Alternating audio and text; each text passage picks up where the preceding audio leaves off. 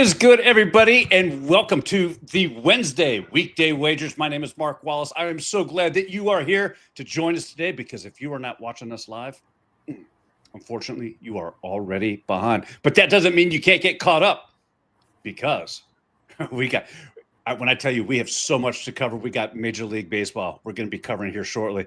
We've got Robbie's radar that we're going to be getting to in about 5 minutes. Can't wait for that. Those things have been hot in the NFL for his player props. Then we have our wagers that we're on, and we got a little hockey covered. Yeah, I think we got hockey covered both ways. At any rate, no sense looking ahead yet until we saw what we did last night, and wow. Hot damn, nothing like 2 green check marks to get our Tuesday night rolling. Rob? It's all looking. I love our Wednesdays because Wednesday, we should just call it Green Wednesdays from now on. It's just usually what happens when you and I are doing our Wednesday shows. First of all, how the hell are you doing? I'm freaking excited. I already put it in the chat. Billy Napier's as good as gone on Sunday. So Sunday night's halftime show, you're going to see me going absolutely crazy. Win or lose Saturday, he is good as gone. And I can't wait to celebrate. What a joyous day. Wait a minute. How do you know he's as good as gone? I just know because I'm a psycho. I know a lot of things going on. The dummy tried to hire Charlie Weiss's son that's at Ole Miss right now to be his offensive coordinator, and he even told him no. Like, he's an idiot. Honestly, why would you take a job where you know that the shelf life there is probably a matter of weeks? Yeah. Well, and you're going to get overridden on every decision anyway. So, right. Yeah. No. Well, listen. Miss Kimberly White says count her in for that celebration. So yeah. And Joe, no, that news. We could actually cut out the creatine that day. He won't need it. Look, Rob, we got so much to go over. Yeah. We got Game 3 in the ALCS. Got to make sure I get those acronyms right. Yep. Toronto versus Seattle. How are you leaning in this series? I mean, look, last night, Dodgers win. They're up 2-0 in this series. Seattle back home, playing in front of a home crowd. They're looking to get to the World Series for the first time ever. 2 more wins and they do it. I just get the sense that the Seattle team does not want to go back to Toronto to close this series out. They want to take care of business at home. Any thoughts on this game tonight? No, absolutely. I think they want to get it done at home. They want that celebration in front of their own crowd. But Toronto is still a good team. Like they're there for a reason, right? But their road woes, like you said yesterday, are very evident. So you've got a pissed off Seattle team, a motivated Seattle team, and they're up 2-0. I mean, I wouldn't bet against them right now. Well, let me ask you this, because taking a look at this screen here, we've got the game starts at 7:08 Eastern Standard Time. We got Seattle on the money line at -130, Seattle -1.5 at +170.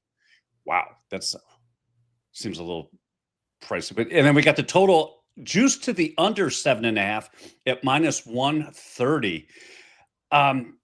I know, Rob, that typically you're not a size or total guy, but is there any play there that you would say, hey, you know what? Yeah, if I was going to do this, this is where I would put my money. Yeah, someone said you got to pick between one of these. I would pick just Seattle's money line at -130. Yep. Okay. Is there any player props or anything in this game that you're targeting? I'm not. No, I'm not. It's just once it starts getting down, basically what I like to call nut cutting time in the World Series, I tend to just watch the games for pure enjoyment. So I'm just watching as a fan of the game right now. It made that 15 inning stretch a lot easier the other day. Yes, absolutely. And I tend to be the same way. I think that if anything, player props you can throw out the window when it gets to the postseason. At least as far as I'm concerned for baseball, I think the pitching, the way games are managed is very different than during the regular season. So although those come into play and it's hard to gauge. Joe says, oh, wait a minute, Joe said, there we go. Joe says, seems too good to be true to think Seattle goes up 3-0 today. Yeah, it's definitely one of those where what also seemed too good to be true that Toronto handled the business on Sunday after they faced a depleted Seattle team, and lo and behold, here we are. So, but he's not wrong. Toronto's a good team. It wouldn't surprise me one bit Right. if Toronto wins this one. Toronto's issue has been the bats, and they have just for being as hot as they were, they seem to have the engine has sputtered, so to speak, and they're trying to find a way to spark that thing back up. But we do have, because it is Wednesday, and I am telling you, this has become the favorite segment during the week. Well, I take that back. Split decision, always a huge crowd favorite. But you are right here, right in time for a little thing we like to call Robbie's Radar.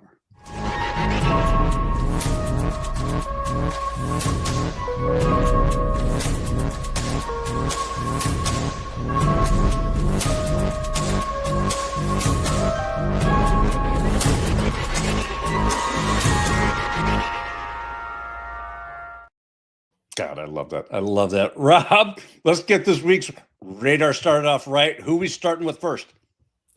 Yeah, we're going to start off with some guys who laid duds last weekend, so luckily they weren't on my radar then, but they are on my radar now. We're going to go first with Quinshawn Judkins. He had a rough showing against Pittsburgh. Well, Cleveland had a rough showing against Pittsburgh, but he averages 14 attempts in his last 4 games, since becoming the starter.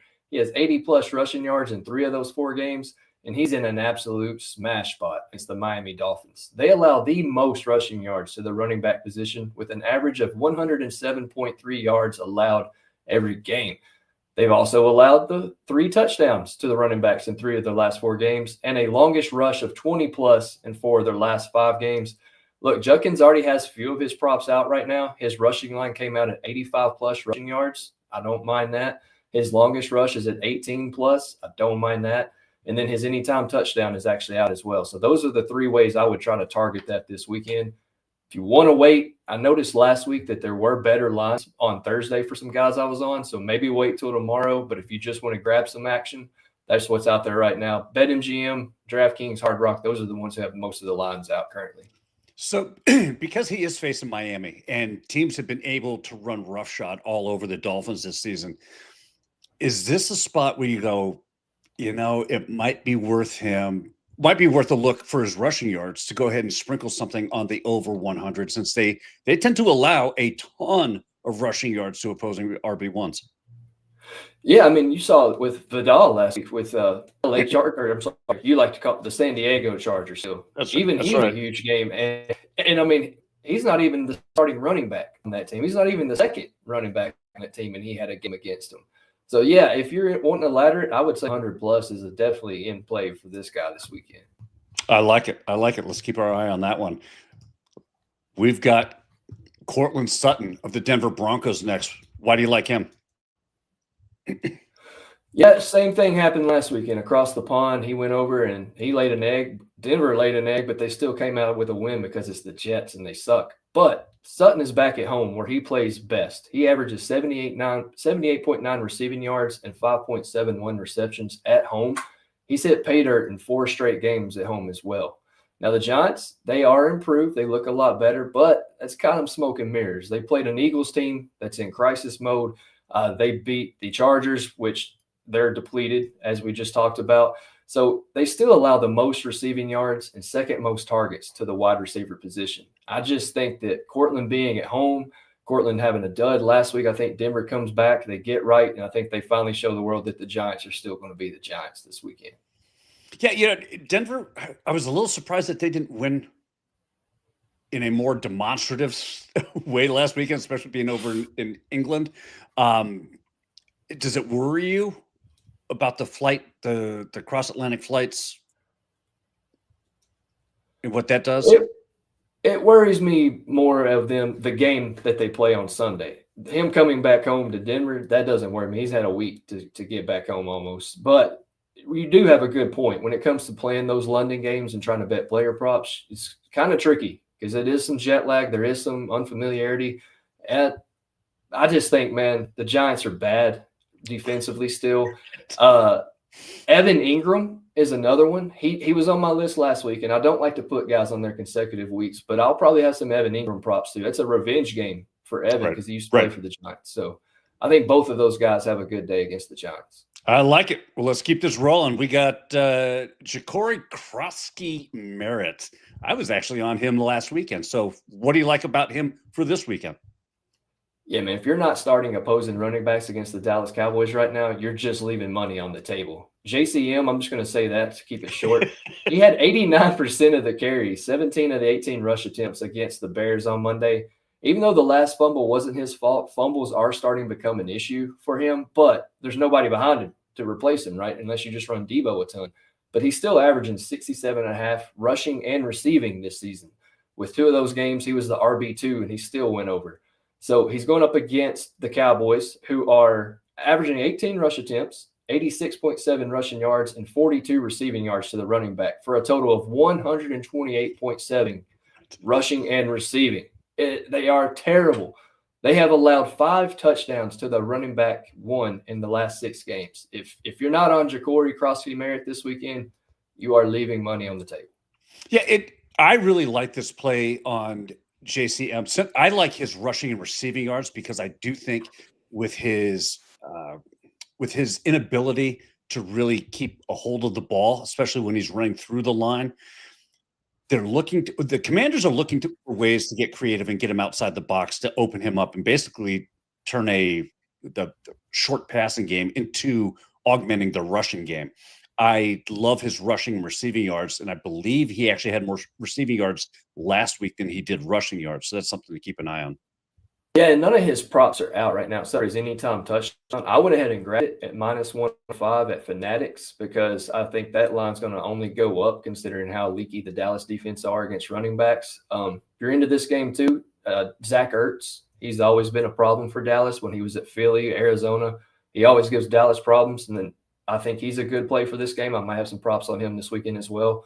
And I meant to tell you on Cortland Sutton, some of his lines are out. I grabbed his anytime touchdown at +165, and his receiving line is really low. It came out at 56.5 receiving yards at -115 at Hard Rock. I love that, considering he's averaging almost 79 receiving yards at home. I like it. And Joe might have just saved us. He goes by Bill. Yes, so he does. He goes by Bill. Well, damn.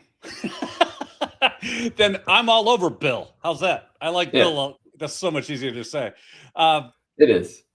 All right. We are going to Hunter Henry, who goes by Hunter Henry. For the Patriots, why do you like him this week? Yeah, for me, he goes by Double H. There's a wrestler called Triple H. Hunter Henry is my Double H. And I'm going for him because this game is actually now exciting. Mike Vrabel returns back to Tennessee, the team that fired him. They just fired the guy who replaced him. So you know he's going to be out for blood. Hunter Henry ranks 6th in receiving yards by a tight end in the NFL right now. He averages 5.2 targets, 3.3 receptions, and 46.2 receiving yards on the year. Another target that I love of his is his longest reception. He has a longest reception of 18+ in 5 of his last 6 games.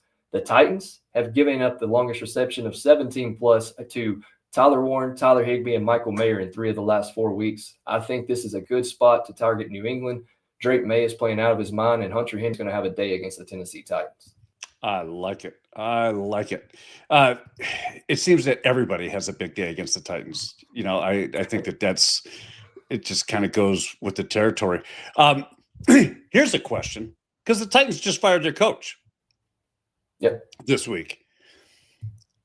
How do you think that affects a team that was already horrible to begin with? But how do you think that affects a quarterback like Cam Ward, who now has to get used to a different coaching style or figure out who's really running the show? And what how does a team rally around that?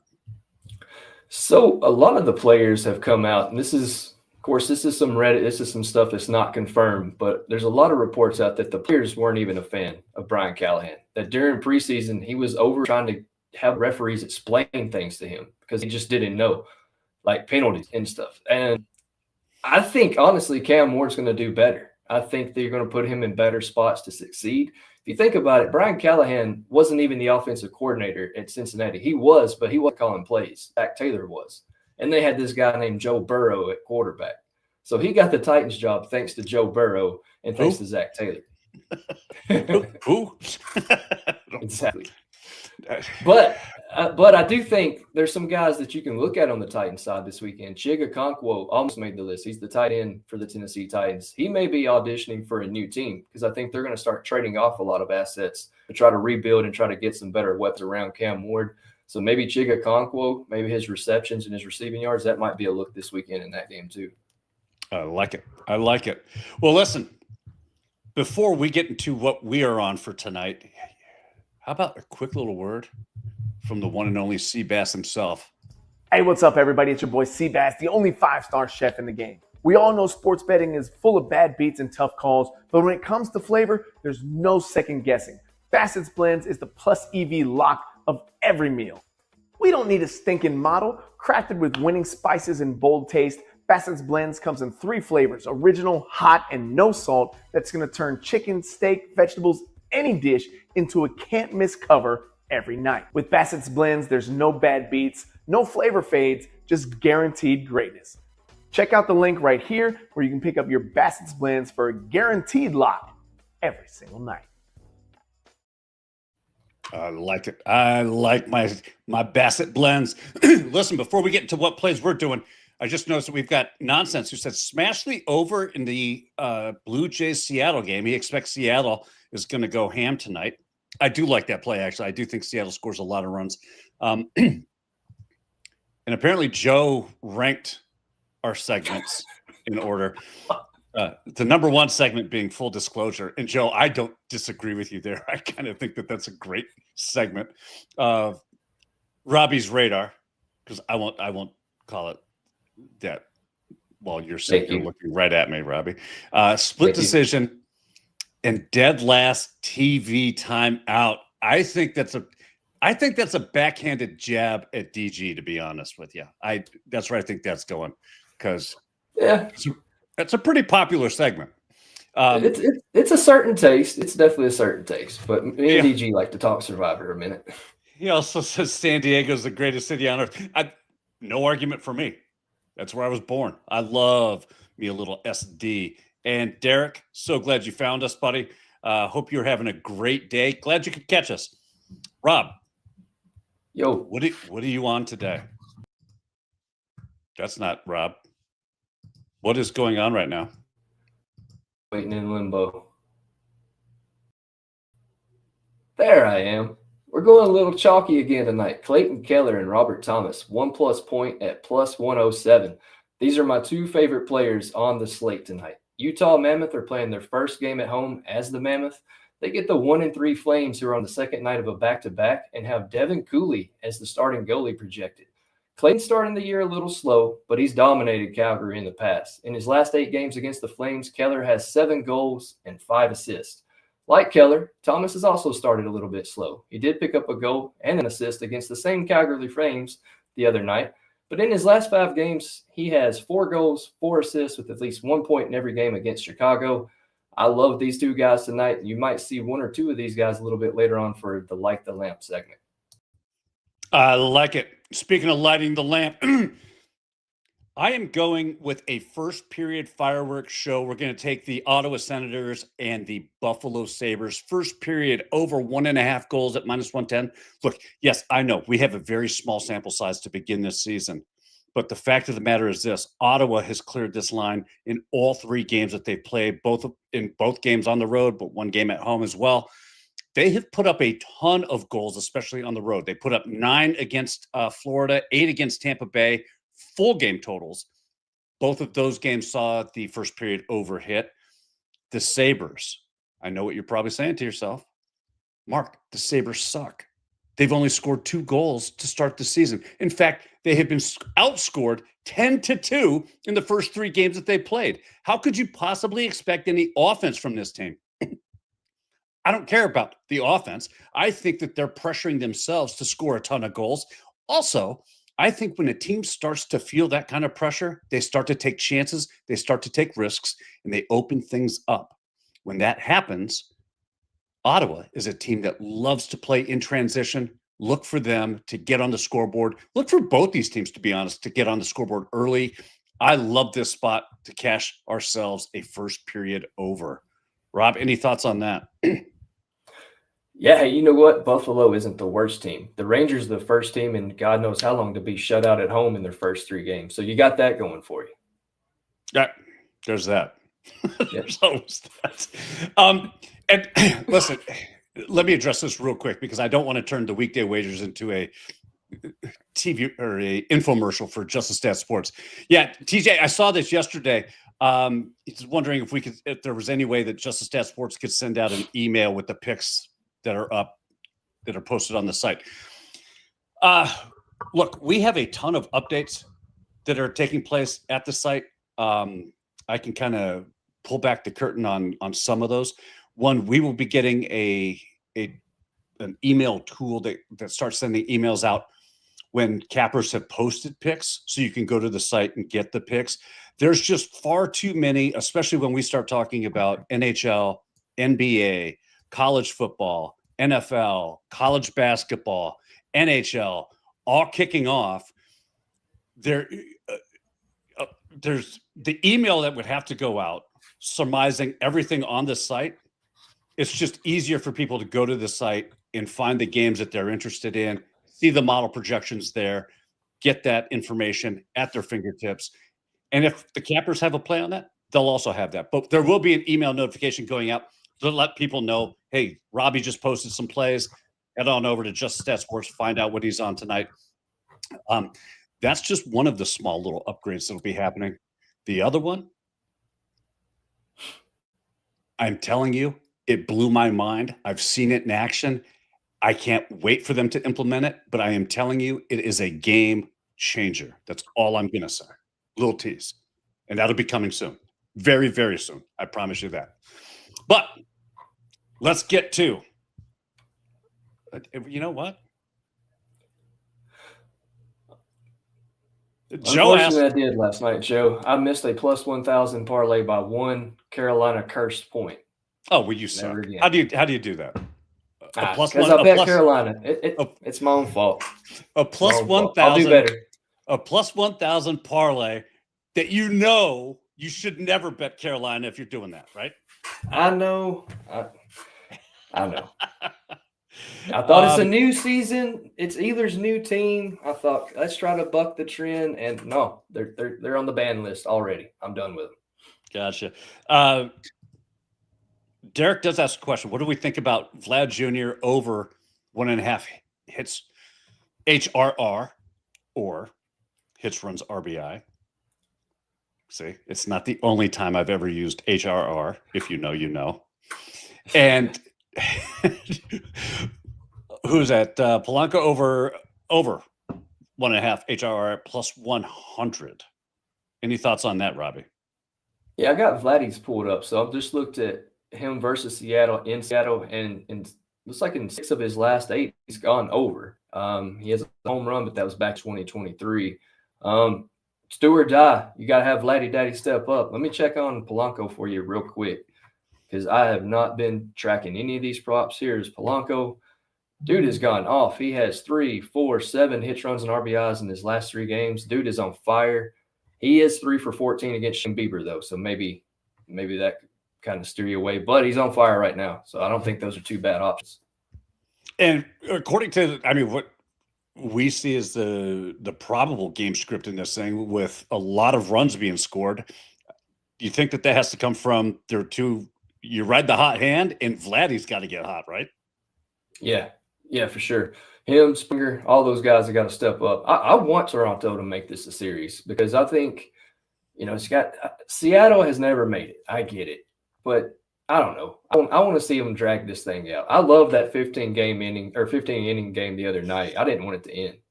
Can I just ask you a favor? Can we maybe ask Toronto to drag it out tomorrow night, not tonight? I mean, that might be one of the plays I'm on for Just a Stat Sports, by the way. Oh, yeah. Just, little personal favor. I'm just this one time, buddy. Just pull a Red Sox. At that point, it's a null and void for me because I don't want them to pull a Red Sox down 3-0 and come back at that point. And Joe does bring up a great point that every show's on Seattle tonight. Y'all going to get burned. Well, listen, full disclosure, because I know that this is your favorite segment, Joe. The last 2 days, if you follow me on justastatsports.com, you'll see that my baseball plays, I have bucked the model because I thought that the model was reading just the numbers. It doesn't take into account the momentum, the mindset. Toronto goes down 0-1 at home. There's no way they lose game 2. Guess what? They lost huge in game 2. Same thing with the Brewers last night. Brewers are down 1-0. There's no way they're going down 2-0 at home. Yeah, the model said it. So when I saw the model run this morning, I just said to myself, why are you fighting? It has correctly called the last 4 days in baseball. What are you fighting right now? So I'm riding with, that's a model play, by the way. Seattle Mariners on the money line, -130. It's a money line play. I can tell you right now, hold on one second. If I look correctly, shoot. I'll come back and get to it. You know what? I'll tell you the expected win percentage on that in just a second. Let's get to the other favorite part of the show, and that is our Light the Lamp.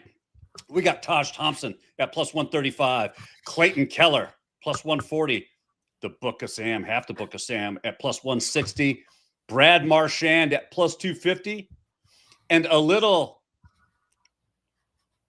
I know I'm going to butcher this, Ilya Mikheyev, which is so wrong. Yeah, I'd have said Mikheyev, but you're right there. It's all right. I just went with Mikheyev.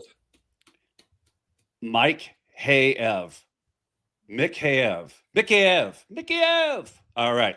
Just get the Rosetta Stone version, G's version of Rosetta Stone. He gets that, and he'll be all right.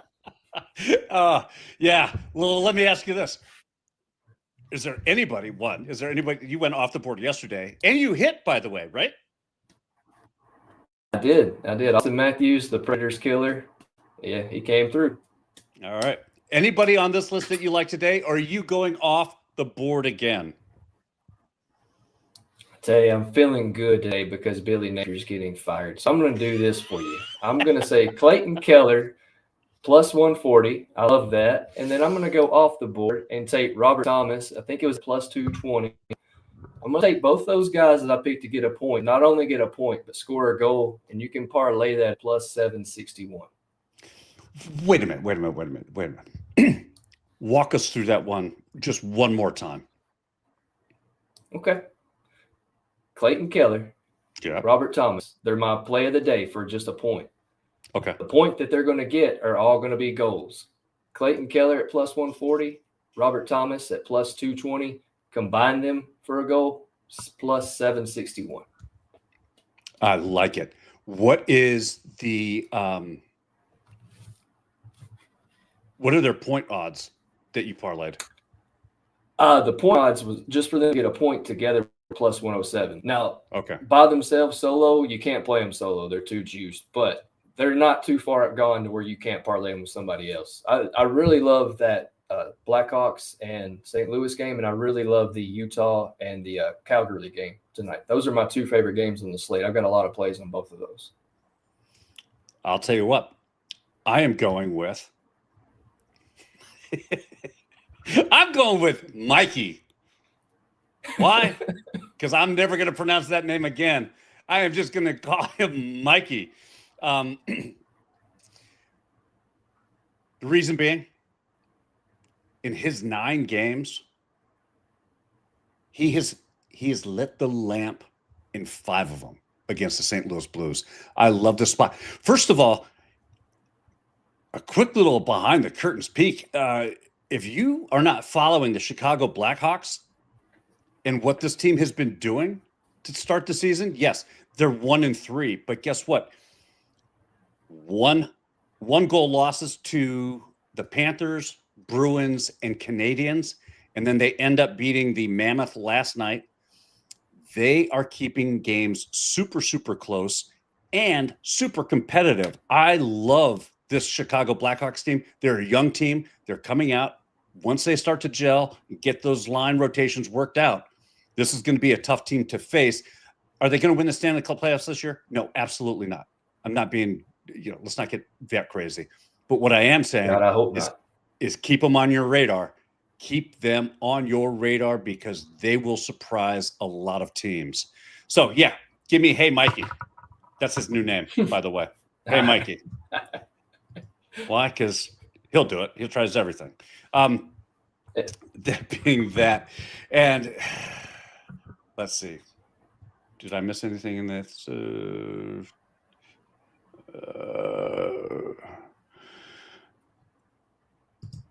Derek says a perfect spot for that showdown with Mark and TJ. Now, look, it's Toronto. And everybody already don't see this. Oh, God, that was clickbait, and I fell right into that trap. I'm not falling for that trap. I am not falling for the Toronto trap. I like Toronto Blue Jays. I got the Blue Jays hat. I like the Toronto Blue Jays. Okay, I'm going with what the model says, Derek. Don't come in here trying to stir in the mud. Just kidding. Hey, I actually own some Toronto gear. I have a Vince Carter Toronto Raptors jersey from when I was a kid. I actually had his shoes too when I was a kid. I love Vince Carter. That's the only thing Toronto I've owned ever, but Vince Carter was legit. Oh, yeah. Without question. Vince Carter. Wow. Yeah, if you have an opposing view on Vince Carter, you're wrong. So we got the oh, you know what? Before I forget, there is this. And listen, NFL Overdrive. We got a brand new version of NFL Overdrive coming out on Friday. DG should be back on the show. We'll have the complete list of everybody on how they finished last week. As we enter into the second week, yes, we had to pay out that $100 plus a 6-month membership to Just a Stat Sports. So we've already had one winner. Will it happen again? Will it happen 2 weeks in a row? Hell no, it won't. I'll tell you why. Because there's not a snowball's chance in hell that both DG and Robbie go 3-7 for NFL Overdrive. It's just not going to happen. So there's that. I'm not saying a word this week. I'm not saying a word. Yeah. Got to see what DG comes up with as far as the plays go, and then I'll have a better idea if I'm going to suck or be decent at it. I like it. Hey, listen, we've got 4 NHL games. Obviously, we got the baseball game going on. We got some college football. We didn't even get into college football. We got that taking place tonight. And yes, Kim, they did go 3-7. They did. I didn't. I went better. I went better than that. But these guys are so used to kicking my butt all the time. Yeah. And so, yes, that's exactly. I told you guys I hated these questions. If I hate the questions this week, I'm going opposite of my brain. If my brain says over, I'm going under. So got it. I love it. Yes, Kim, you beat me in DG, and Kim's probably going to beat me in fantasy football this weekend too after looking at her lineup. That reminds me, I got to change my quarterback. I have been getting my ass kicked for the last 2 weeks because I haven't changed my quarterback yet. Yeah, you got demolished this. Who'd you play this last weekend? You know what? I don't think it's important. What are you going to be watching today? Okay. I'm going to be watching the MLB playoffs, and I'm going to be watching some hockey. I love it. Also, probably going to take my wife out to a nice dinner. Our anniversary's Friday, and we don't have the kids right now. So after I get done with soccer practice, probably taking her out for a nice dinner. And yeah. Good for you. Well, happy early anniversary.